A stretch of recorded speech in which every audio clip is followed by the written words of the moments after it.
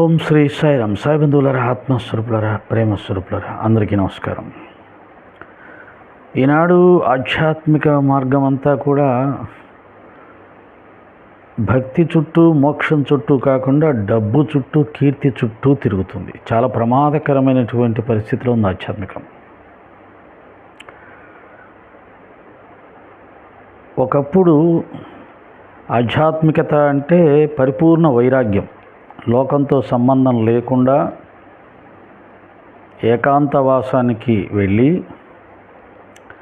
అనన్యమైనటువంటి జపతపాలు చేసి, ధ్యానాదులు చేసి ఆత్మసాక్షాత్కారం పొందడమే పరమావధిగా భావించి ఆధ్యాత్మిక మార్గంలో ప్రవేశించేవారు. ఆత్మసాక్షాత్కారం అయిన తర్వాత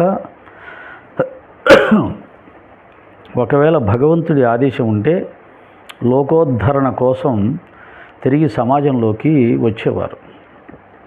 ఇప్పుడు 4 పుస్తకాలు చదివేసి ఆ పుస్తకాల్లో చెప్పిన దాని ప్రకారంగా చేస్తున్నట్టుగా నటిస్తూ, అసలు చేస్తున్నారా చేయట్లేదని ఎవరు అడగరు. కానీ ఆ పుస్తకాల్లో ఉన్న విషయాలు ముక్కున పట్టుకొని ఒల్లించేసి, అది మంత్రమో, తంత్రమో, జపమో, తపమో, ధ్యానమో, పారాయణో, ఒక పూజో, ఒక వ్రతమో, ఏదో ఒకటి పుస్తకాలు చదివి వాక్కు ఉంటే చాలు, స్పష్టత ఉంటే చాలు, భాష మీద పట్టు ఉంటే చాలు, ఇంకా మిగతాన్ని యాక్షన్ చేసేయచ్చు. తన్మయత్వంలో మునిగిపోతున్నట్టుగా కళ్ళు మూసుకోవడం, అర్ధ నిమీలిత నేత్రాలతో భక్తుల్ని చూడడం, ఊగడం, గాలిలో చేతులు తిప్పడం, ఏదో భక్తి పారస్యంతో సత్యసాయిబాబా గారు ఎప్పుడు అలా ఉంటారు. ఆయన్ని చూసి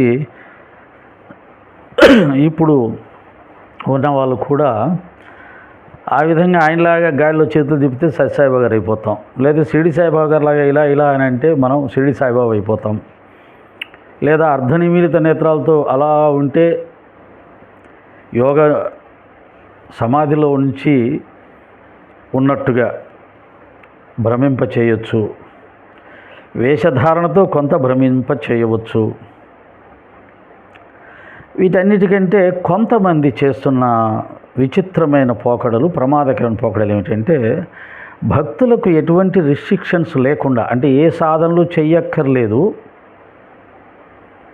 ఏ నియమాలు ఆచరించాల్సిన అవసరం లేదు, అన్నీ తినవచ్చు, అన్నీ తాగవచ్చు, అన్నీ కట్టుకోవచ్చు, అన్నీ హ్యాపీగా ఎంజాయ్ చేయవచ్చు. దాంతోపాటు ఒక వ్రతమో, ఒక పూజో, ఒక యాత్రో, కాసేపు సత్సంగమో, కాసేపు ఒక ఆధ్యాత్మిక ఉత్సవమో, ఇవి చేస్తే చాలు. అంటే ఆధ్యాత్మిక కార్యక్రమాల్లో పాల్గొంటూ మీరు ఏ ఆహార నియమాలు పాటించాల్సిన అవసరం లేదు, ఏ నియమాలు పాటించాల్సిన అవసరం లేదు, ఏ పవిత్రత తెచ్చుకోవాల్సిన అవసరం లేదు, ఏ వైరాగ్యం అవసరం లేదు, వేటిని వదలాల్సిన అవసరం లేదు. వేటిని వదలాల్సిన అవసరం లేదు అని ఎవరు చెప్తే వాళ్ళ దగ్గరికి ప్రజలు తండోపతండాలుగా వెళ్ళిపోతారు. ఎందుకని ఏం వదలక్కర్లేదు కదా. ఆధ్యాత్మికం అంటేనే అన్నీ వదలాలి, అన్నీ వదలాలి అని విన్నారు వాళ్ళు.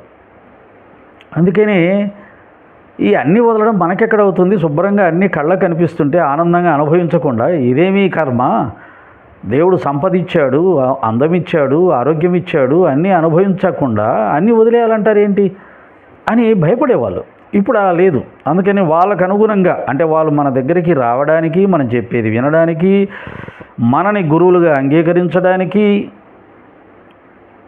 మనకు ఏదైనా సమర్పించుకోవాలంటే సంతోషంగా సమర్పించడానికి, ఇవన్నీ రావాలి, కావాలి, మనకు కావాలి, మనం బాగుపడాలి అని అంటే ఏం చేయాలి? మీరు ఏమీ వదలక్కర్లేదు.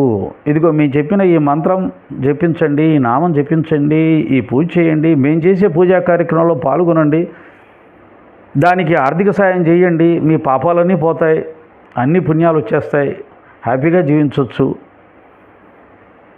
ఇంకా వీలైతే నా శక్తిని మీకు ధారపోస్తాను, నా తపస్సును మీకు ధారపోస్తాను, లేదా రాత్రి నేను బాబా గారితో మాట్లాడతాను, మీ సమస్యలు ఆయనకు చెప్తాను, పరిష్కరించేస్తాను. ఇలా తమాషాలన్నీ జరుగుతున్నాయి. తమాషాలు చేసేవాళ్ళు ఎక్కువ మంది అయిపోయారు.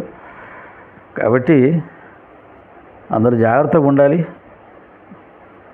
ఎవరో ఒక సోదరి చెప్తుంది, ఒక గురువు గారిని నమ్మి వెళ్ళాం, ఆ దరిద్రుడికి ఇన్ని సంవత్సరాలు సేవ చేశాం, వాడు దరిద్రుడని తర్వాత తెలిసింది, వాడు చెయ్యని అరాచకం లేదు, పాపం లేదు,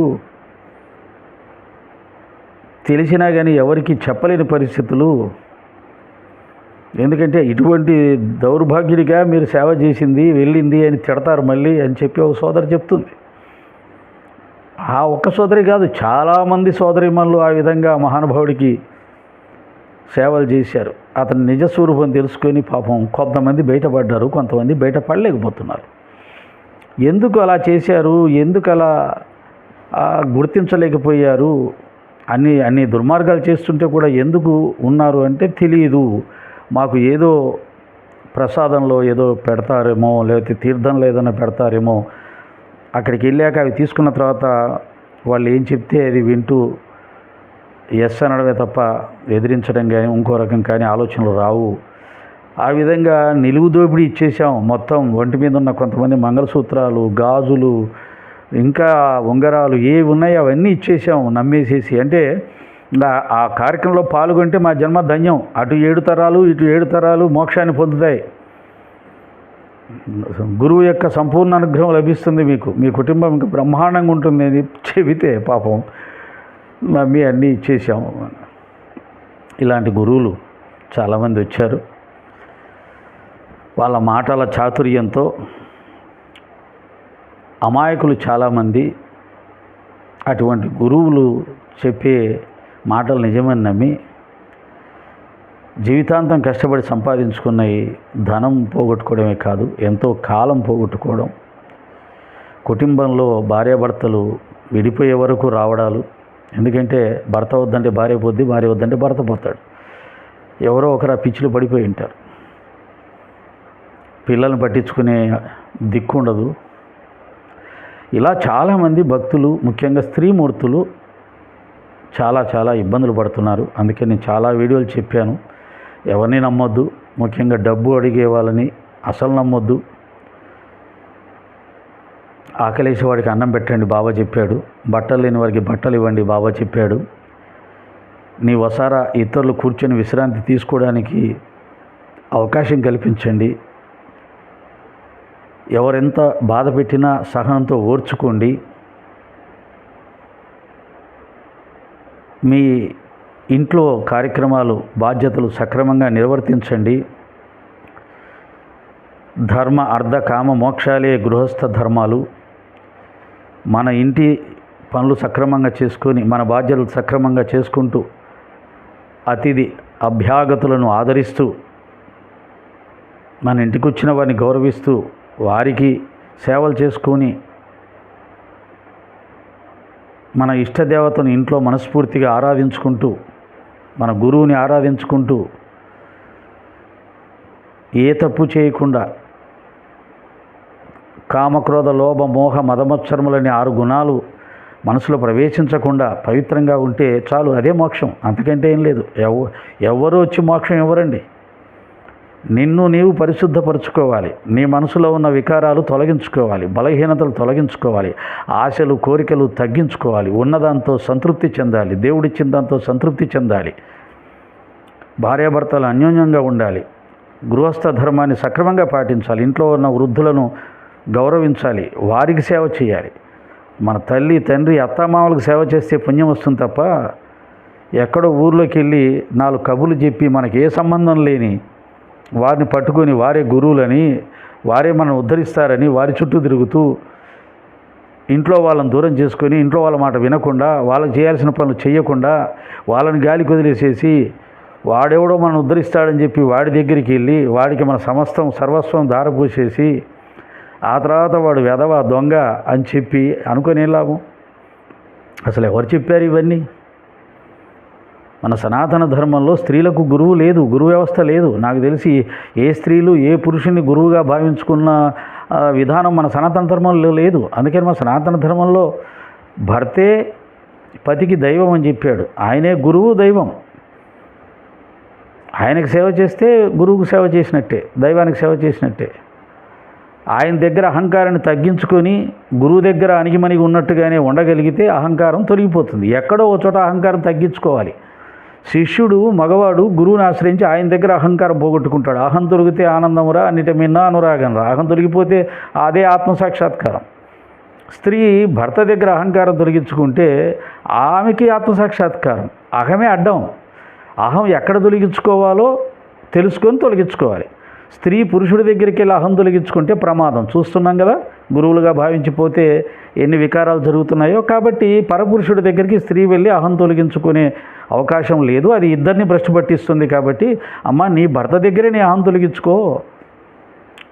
చక్కటి బంధం ఉంది, పవిత్ర బంధం ఉంది, గొప్ప బంధం ఉంది. ఆయన దగ్గర అహం తొలగించు ఉండడం ఎందుకు అంటే, లేదు ఆయన దగ్గర మాత్రమే మాకు అహంకారం ఉంటుంది, ఆయన చెప్పినట్టు మేమెందుకు వినాలి, అక్కడ మాత్రం అహంకారం ఉంచుకుంటాం. ఒక మాట అన్నపడం, బయటికి వెళ్ళి వాడెవడో మనకి ఏమి సంబంధం లేనివాడు, మనని పోషించనివాడు, మన కష్ట నష్టం చూడనివాడు, వాడి దగ్గరికి వెళ్ళి వంగి వంగి నమస్కారాలు పెట్టి వాడికి పాదపూజలు చేసుకుంటూ వాడికి ఉన్నాయన్ని ఇచ్చేసుకుంటూ అక్కడ అహంకారం తొలగించుకుంటాం. చేతులు కట్టుకొని నిలబడతాం, ఏం చెప్తే అది వింటాం అంటే అలాగా. కాబట్టి మన సనాతన ధర్మంలో స్త్రీమూర్తులకు, స్త్రీలు గురువుల్ని, పురుష గురువుల్ని ఆశ్రయించి వారికి సేవ చేసుకుంటూ ఉన్న విధానాలు అయితే నాకు గుర్తులేవు, పురాణాల్లో కానీ శాస్త్రాల్లో కానీ. అలాంటిది ఏమన్నా ఉంటే సారీ, నాకు తెలిసినంతవరకు లేదు. చూడండి, మహాపతివ్రతలు ఉన్నారు, వాళ్ళకి ఎవరన్నా గురువులు ఉన్నారా? సీతామాత గురువు ఉన్నారా?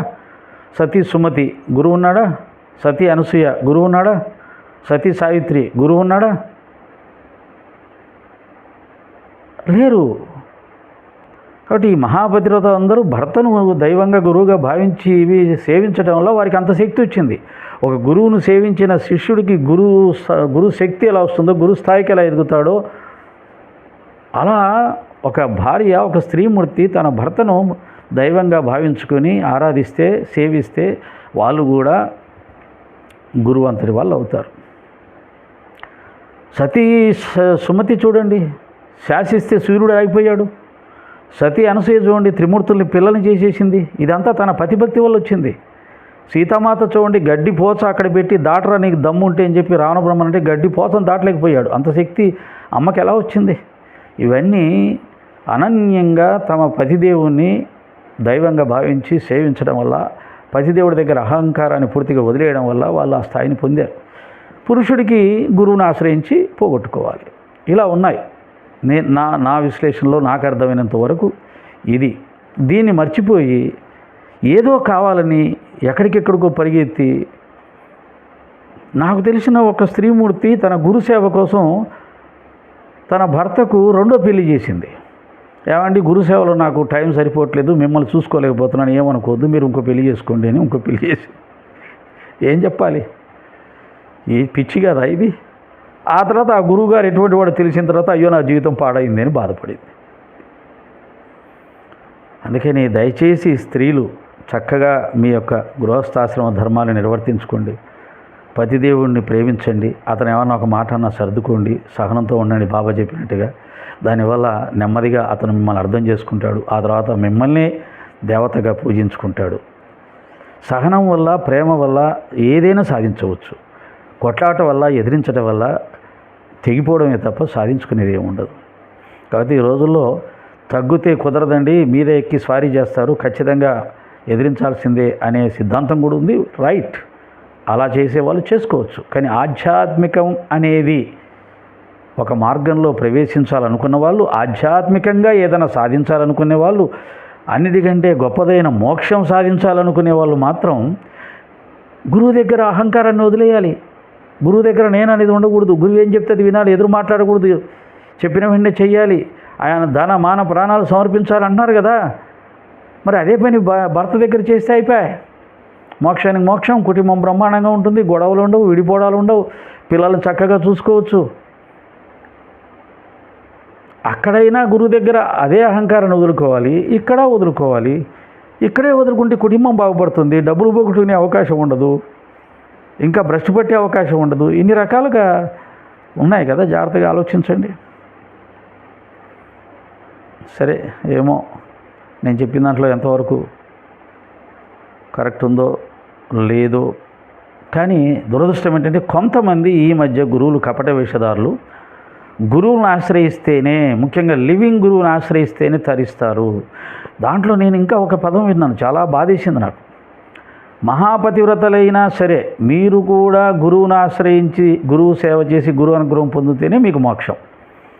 అయిపోయింది, ఇంకెవరిని వదిలిపెట్టలా. ఇప్పుడు నేను చెప్పాను కదా, కుటుంబంలో ఉండి భర్తను సేవించుకుంటూ కుటుంబ బాధ్యతలు నిర్వర్తించుకుంటూ ధర్మార్థ కామ నిర్వర్తించుకుంటూ మోక్షం పొందే అవకాశం ఉందన్నారు కదా, వాళ్ళకు కూడా లేదు. మీరు గురువుని ఆశ్రయించాల్సిందే. ముఖ్యంగా స్త్రీలు కూడా మహాపతివ్రతలైనా సరే భర్తనే దైవంగా భావించి పూజించుకునే వాళ్ళైనా సరే గురువుని ఆశ్రయించాల్సిందే అని చెప్పేశారు. పాపం కొంతమంది గురువులు అలా చెప్తున్నారు. అయిపోయింది, ఇంకా మనకు ఎక్కడ అవకాశం లేదంటే వెళ్ళిపోవాల్సిందే అని పాపం వెళ్ళిపోయారు. లేదు, ఇదంతా తప్పు. ఇది స్త్రీమూర్తులను ఆకర్షించడానికి, వారిని భ్రష్టు పట్టించడానికి, వారిని దోచుకోవడానికి వేసినటువంటి పన్నాగమే తప్ప ధర్మ అర్థ కామ మోక్షాలు అనేవి మన సనాతన ధర్మంలో చెప్పబడ్డాయి. ధర్మబద్ధంగా జీవిస్తూ ధర్మబద్ధంగా సంపాదిస్తూ ధర్మబద్ధమైన కోరికలే తీర్చుకుంటూ ముందు ధర్మం ఏంటో తెలుసుకోవాలి శాస్త్ర ప్రకారంగా. అలా జీవించిన వాళ్ళకి మోక్షం ఉంటుంది. ఒకసారి ఆలోచించండి, ధర్మరాజు బొందితో స్వర్గానికి వెళ్ళాడంటారు, నడుచుకుంటూ వెళ్ళాడంటారు. ఆయనకి ఎవరు గురువు? ఆయన ఏ గురు సేవ చేశాడు? ఆలోచించండి. ధర్మమే. భక్త తుకారం గురువు లేడు, కేవలం పాండురంగ ఆరాధన అంతే. గురువు కావాలనే సంప్రదాయంలో చెప్పబడింది కాబట్టి శాస్త్రంలో పాండురంగాన్ని ప్రార్థిస్తే ఆయనే కలలో బ్రాహ్మణుడిగా వచ్చి ఉపదేశం చేశాడు అంతే. అన్నమయ్యకి ఎవరు గురువు? వెంకటేశ్వర స్వామి వచ్చి ఓ చిన్న ఉపదేశం చేసి వెళ్ళిపోయాడు. ఆయన ఏం 12 సంవత్సరాలు 10 సంవత్సరాలు గురువు దగ్గరికి వెళ్ళి ఆయన కాలు పిసుక్కుంటూ ఆయనకు అంతా సమర్పించుకుంటూ ఆయనకి నీళ్లు మోసుకుంటూ ఏం సేవ చేయలే. పుండరీకుడు ఎవరు గురువు? ఒక గురువుగారు జ్ఞానబోధ చేశాడంతే. ఒరే దుర్మార్గుడా, నువ్వు పాపం చేసావురా, తల్లిదండ్రులే దైవాలరా, వారిని దైవంగా పూజిస్తే తరిస్తావు పో అన్నాడు. అయిపోయింది, వెళ్ళిపోయి తల్లిదండ్రుల సేవ చేశాడు. తల్లిదండ్రుల సేవ చేస్తుంటే పాండురంగుడు వచ్చాడు, పుండరీక రా అన్నాడు. ఉండవయ్యా, తల్లిదండ్రుల సేవ చేస్తున్నాను, కాసేపు ఉండు అన్నాడు. అంత గొప్ప శక్తి వచ్చింది. ఆయనే గురువుని సేవించలా.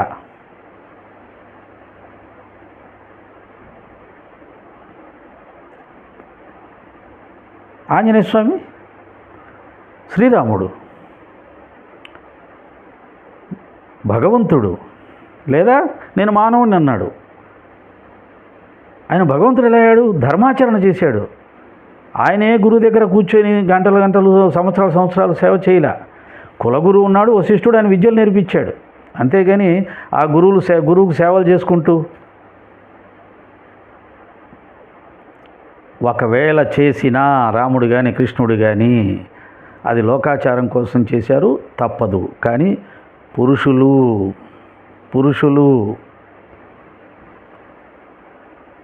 అలాగే ఒక పురుషుడు స్త్రీని గురువుగా భావించి సేవించి ఉపదేశం పొందినవి మన చరిత్రలో పెద్దగా కనిపించవు. 1-2 ఉన్నాయో నాకు తెలియదు, కానీ అవి చాలా రేర్. ఆ సిస్టమ్ లేదు, అది కష్టం, సమాజం ఒప్పుకోదు. నిన్న చూడండి, ఒక వీడియోలో భాస్కర్ కిల్లి గారు ఆ కథలో బాబా గారు ఆ కాపాడే భార్యకి ఆమె బాబా సేవ చేస్తుంటే ఆ తల్లి చేతులు ఆయన అలా ఒత్తుతూ ఉంటే దాన్ని వక్రీకరించి అలా ఉంటుంది. కాబట్టి స్త్రీ పురుషులు గురు శిష్యులుగా ఉంటే సమాజం యాక్సెప్ట్ చేయదు, ప్రకృతి కూడా యాక్సెప్ట్ చేయదు.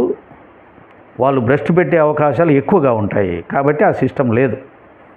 దురదృష్టం ఏంటంటే ఇప్పుడున్నటువంటి గురువులు ఇక ఈ సమాజం అంతా మొత్తం ఆమె లేడీసే ఉండేది. పాపం అక్కడికి పోయేదంతా. బాబాయ్ అన్నాడు, స్త్రీని ధనాన్ని దూరంగా పెట్టు అన్నాడు, అప్పుడే నీకు మోక్షం అన్నాడు, బ్రహ్మజ్ఞానం అన్నాడు. ఇప్పుడున్న వాళ్ళు మొత్తం స్త్రీలు మొత్తం ధనమే, వాళ్ళే గురువులు. బాబా చెప్పిన దానికి పూర్తి విరుద్ధం. కానీ మనం ఏమో ఆలోచించాం.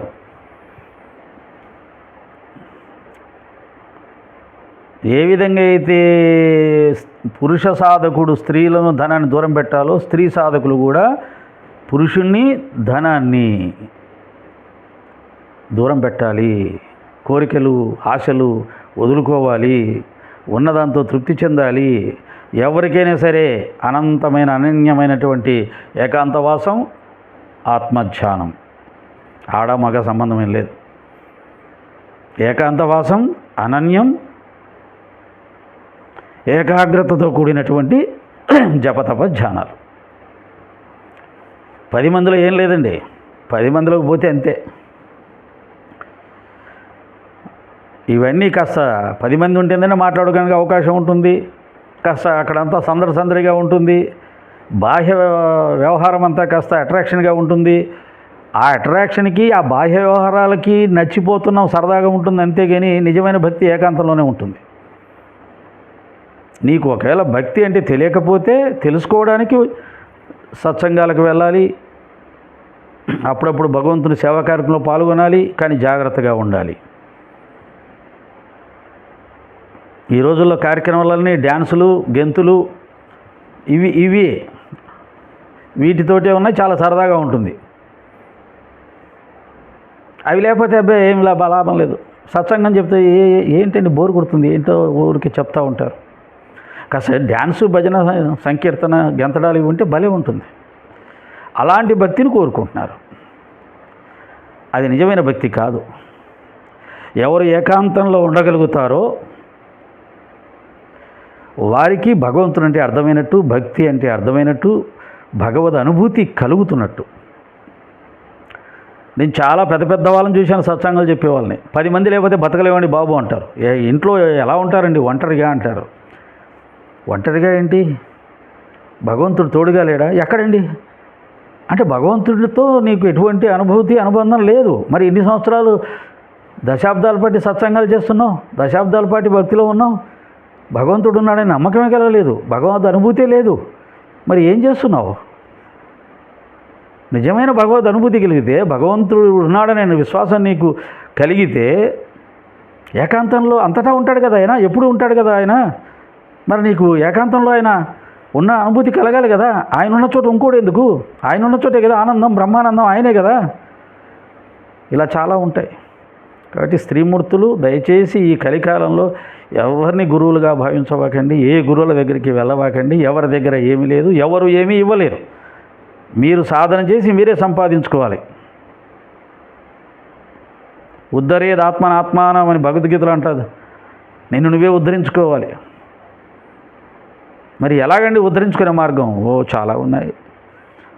బాబాగారి భక్తులకైతే సచేత్ర చాలు, మనసు పెట్టి చదివితే మన బలహీనతలు చాలా చెప్పాడు ఆయన. అవన్నీ తొలగించుకోన్నాడు. ముందు అవి తొలగించుకునే ప్రయత్నం చేద్దాం. అవి మనలో ఉంటే అవి తొలగించుకునే ప్రయత్నం చేద్దాం. ఒక్క బలహీనత తొలగించుకోవడానికి ఒక్కొక్కరికి ఒక జీవితం పడుతుంది సుమా. ఒక్క బలహీనత, ఒక కోపాన్ని జయించడానికి, ఒక కామాన్ని జయించడానికి, ఒక ఈర్ష్యను జయించడానికి, ఒక ఆడంబరాన్ని జయించడానికి, ఒక నిరాడంబరతను సాధించడానికి, ఒక వైరాగ్యాన్ని సాధించడానికి జీవితాలు పడతాయి. ఒక్కటి సాధించాలంటే అన్నీ ఆచరించేస్తున్నట్టు, అన్నీ సాధించేసినట్టు 10 మందికి చెప్పడం ఏమీ సాధించుండవు. ఎవడన్నా ఒక మాట అంటే గుండె పిండేస్తూ ఉంటుంది. మనం అనుకున్నది జరగకపోతే 4 రోజులు నిద్రపట్టదు. మనని ఎవడన్నా గౌరవించకపోతే, పిలిచి పెద్దపీట వేయకపోతే నిద్రపట్టదు.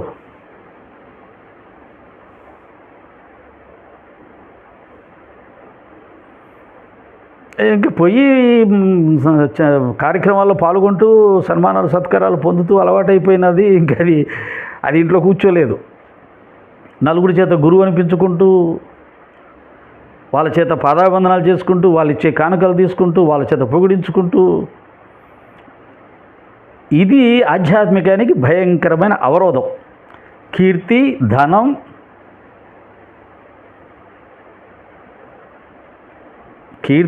ధనం, పొగడతలు ఇవి భయంకరమైన అవరోధం ఆధ్యాత్మికానికి.